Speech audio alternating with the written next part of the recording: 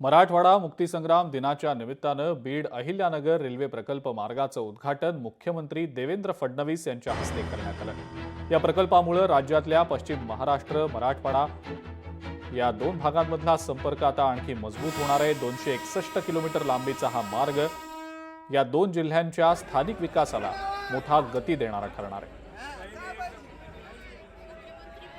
लवकरच विजेचं काम देखील पुढच्या 3-4 महिन्यात आम्ही पूर्ण करू आणि त्यानंतर ही विजेच्या इंजिनवर ज्यावेळी धावेल त्यावेळी याचा वेगही वाढेल आणि प्रवासाचे तासही कमी होतील।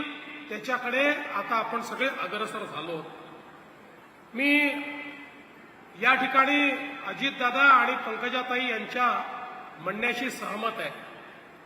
हा श्रेयवादाचा दिवस नाहीये, हा दिवस आपल्या आनंदाचा दिवस आहे। ज्या ज्या लोकांनी प्रत्यक्ष अप्रत्यक्ष या कामामध्ये त्या ठिकाणी मदत केली असेल त्या सगळ्यांचे मी मनापासून आभार मानतो, त्यांचं अभिनंदन करतो। मी मराठवाड्याच्या जनतेला, बीडच्या जनतेला सांगू इच्छितो, आमचं सरकार हे मराठवाड्याच्या पाठीशी आहे। मगाशी खासदार साहेबांनी सिंचनाचा प्रश्न देखील उपस्थित केला।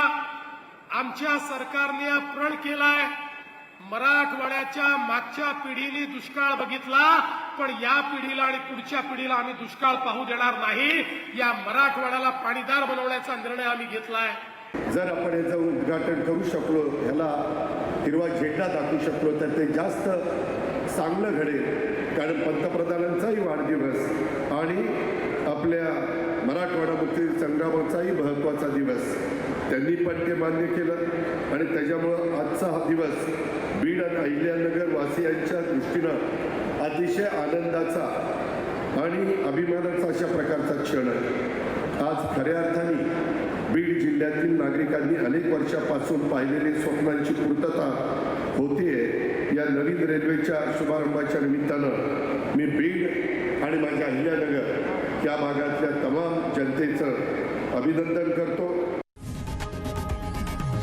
लोकशाही मराठी ऐका, पहा, जागरूक रहा।